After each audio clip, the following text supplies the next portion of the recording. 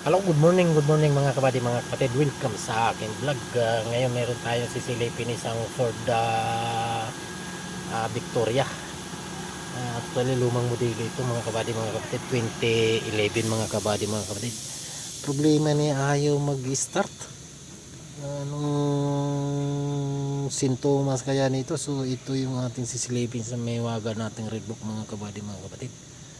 So, set ignition switch to on. Okay, position okay.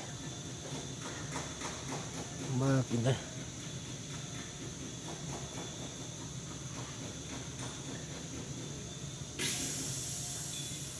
Anong naging problema nito?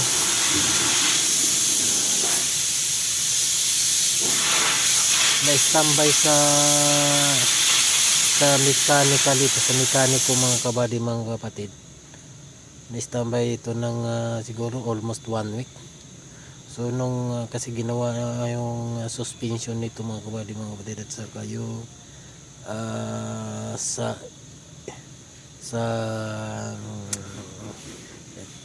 maintenance na rin, oil, saka pagkatapos start naman nung linipat lang sa ibang lugar sa Pinting area, ayaw no start mga kabady, mga saka tanggal lang yung bumper, front and rear bumper mga kabady, mga kabady. Ayaw no start ngayon. Ito yung code na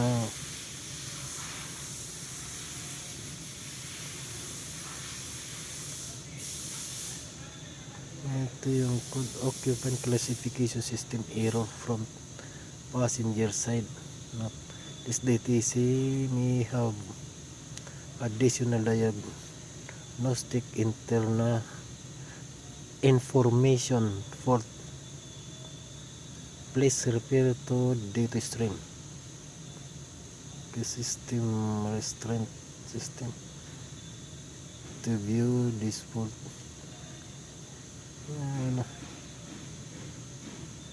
Ano to?